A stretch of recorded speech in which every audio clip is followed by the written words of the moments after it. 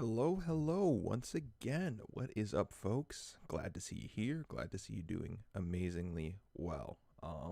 So yeah, let's just start with the main topic. And also, I just want to say, look, I got my green juice, and I think I brought it up at some point. My green juice. So the ingredients of this green juice is celery. It's mostly celery, banana, berries. Um, I don't think I put any powdered peanut butter in this one. And then just some stevia. Mm. And it tastes delicious. Now, I've talked about my New Year's resolution in a live stream, and I kind of already failed like a good majority of them already. But that's okay. But today I will definitely, like, this is pretty much my only meal for the day. I will just drink water exclusively for the rest of the day. I have gone to the gym every day so far. But the past 2 days I didn't eat what I said I was going to eat, and I haven't started meditating yet. And I will talk about that, but first I do want to talk about the main topic, which is Mr. Beast. Uh, Team C's, he did it. He did it. He got over 30 million pounds removed. And if you haven't seen those two videos they're good videos. Mr. Beast does his videos his way, and then so it's done by two main YouTubers, Mr. Beast and Mark Rober. Mr. Beast did his videos his way. Mark Rober did his video his way. And I like Mark Rober's video more just because it talked about the science behind it and how to, remove all this trash, out from the ocean. And I think collectively we do have to start talking about, innovations more for, not just green energy, but also, to prevent pollution, to fix pollution, to fix all of it, because it really is something we all are going to have to focus on either sooner or later. I'm in the camp of we should talk about it sooner. So I definitely liked Mark Rober's version of it more. But yeah, 30 million pounds. And I keep hearing weird things about, nonprofits and things like that. Like if they're actually doing what they're doing, if all of their money actually goes towards, you know, the campaign and what they're supposed to do. And I want to do more research on that, and hopefully I can find, uh, a nonprofit that I feel 100% proud to back, without the hesitation of saying, oh, do I trust this specific nonprofit? Do I trust that specific nonprofit? That's something I haven't learned yet, you know. And then, funny enough, just with the article, I was gonna read the article, but it's so short. So there's like no point. Pretty much everything I said, I get it. Articles don't need to be super long, but, at the same time, it's like, what's the point of reading the article to you guys if it says pretty much everything it needs to say? So, anyways, let's just talk about other things. So, my New Year's resolutions. So, you know, the way I work my New Year's resolutions is I don't make them throughout the whole year. I do them in the first 30 days. And I usually try to stay consistent and with it. I try to do it the whole month of January, and I've kind of already failed. So the first day, let me see. So January 1st, it's like eating right. I didn't do that because my store, or at work, they sometimes feed us. They sometimes pay for our meals, and it's hard for me to say no to free food. It is. I'm someone who I'm trying to find new ways to save a dollar. So if someone's offering me a free meal, I'm probably going to take it. If they give me a free meal again, I'm probably going to take it. The perspective, in the past was I didn't have to worry about as much stuff as I do now. So it's like I'm living in a different perspective than I did before. The meditation part, though, that's definitely on me. That's just me forgetting to do it. And I forget to do meditation a lot. I've been forgetting to do it a lot more nowadays. And the reason for that, so meditation, I think, this is the reason why I think I've been slacking off on it. It's because you are essentially doing the exact opposite that you are taught to do day to day to day. You're meant to move, you're meant to activate your brain doing something.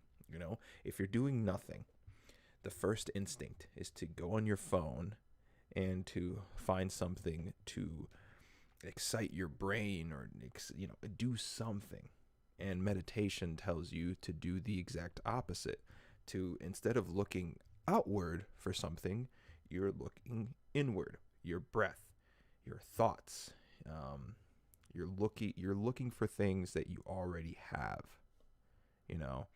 And it's, I'm always going to encourage meditation. I'm always going to say that is something we need in a society where it seems that we're dealing with mental health more. So I'm always going to encourage it. So it is unfortunate that I've kind of broken that, but at the same time, it's, meditation's always about forgiveness as well. You should always learn to forgive yourself, even when stuff like this happens. Even when you set up, it's the beginning of the new year and you want to start your goals right away and you already failed your goals. It's okay. Meditation's all about forgiving yourself and moving on, doing something new and trying to, better yourself, get into that routine of bettering yourself. So that's what I like about it. Was there anything else I had? So I said yesterday that I was going to read something off to you today, but I just haven't had the time. So I guess that is something else. So with these live streams, I wanted them to be more entertaining than what they are. One, because I like being an entertaining person. I like entertaining people. And two, I'm trying to better myself. I'm trying to better my skills. I'm sorry, I got like some seeds stuck in my mouth. But I just haven't been able to do that. I've been, working a job, trying to, work that.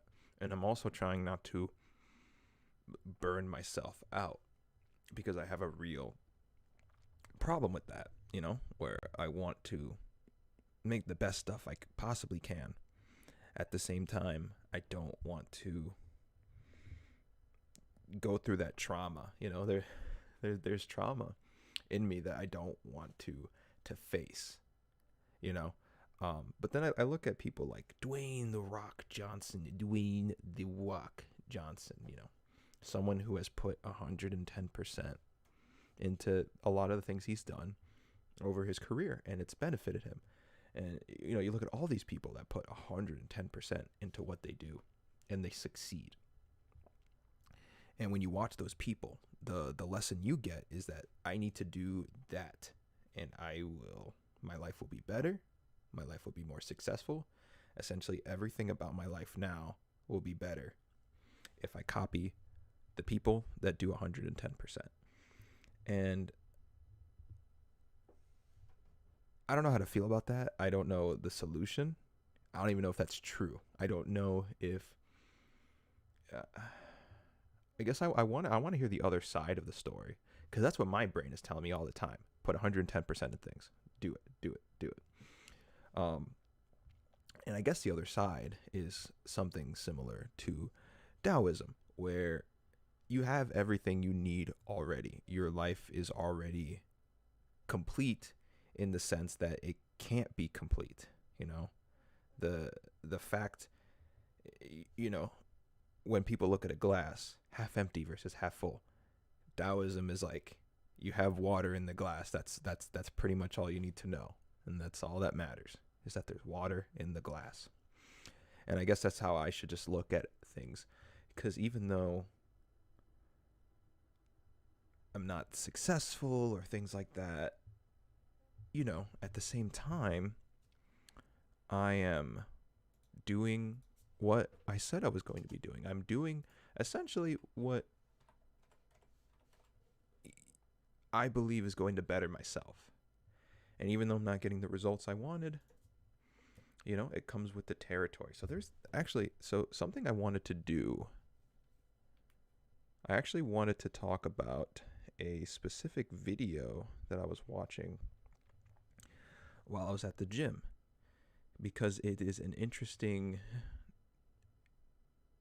So it was about this YouTuber talking about Teching 101, and that's an interesting name. It's an interesting username because Teching 101 is kind of one of the OG anime YouTubers talking about anime, and he was talking about his YouTube channel and how just all over the place it is. How it'll have 8 different kinds of videos in a week or 2 weeks, and that how that hurts YouTube traffic. Your channel is gonna die if you make the type of content you seem to be enjoying to make. And I get it. I get people. We're supposed to follow that because, can I find? Let me try to find.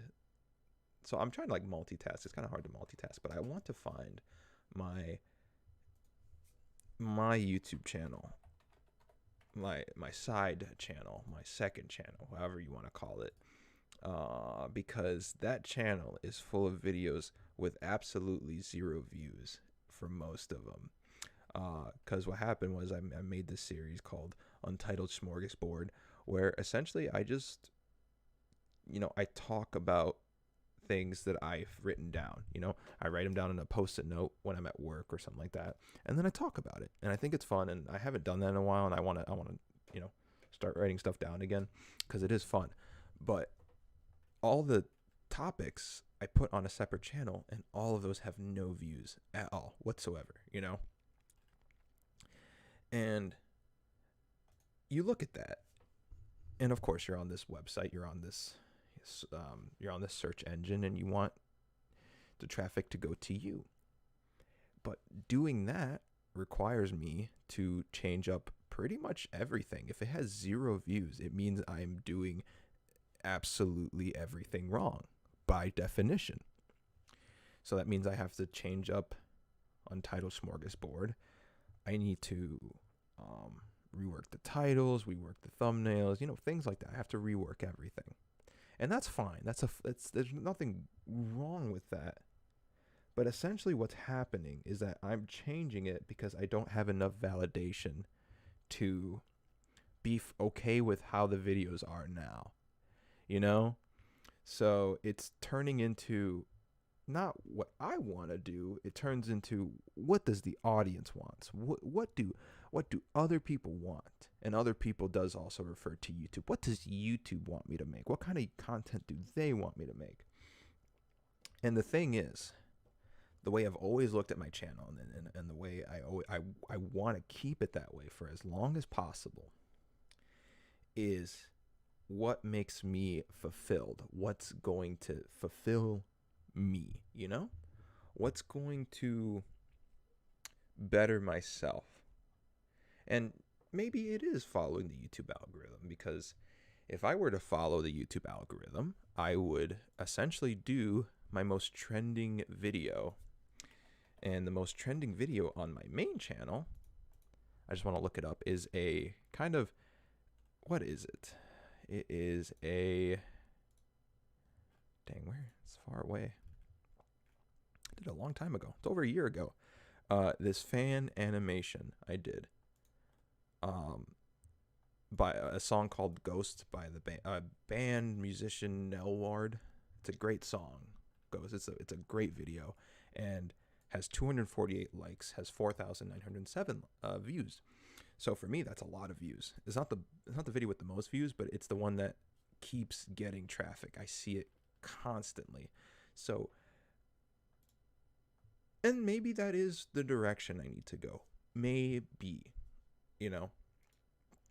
I guess the point I'm trying to make is, I want that to be my decision. I want that to be, I want my driving force to be, if YouTube leaves tomorrow, that's the kind of content I want to make. And I feel like,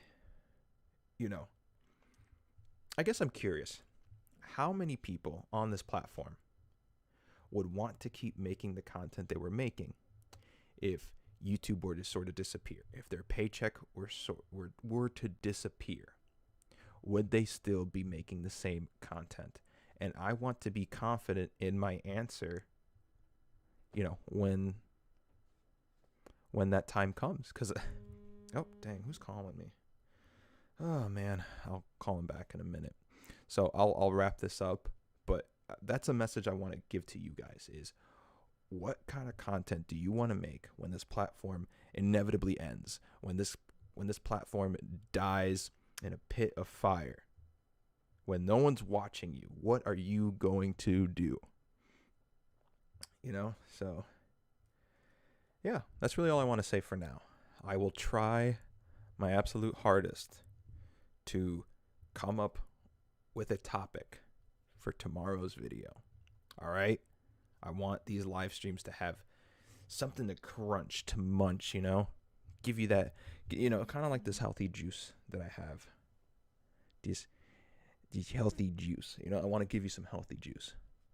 I want to give you guys something that'll keep you energized throughout the day. All right? So, I'll see you guys tomorrow. But this has been a fun conversation, okay? You guys take care. Bye-bye.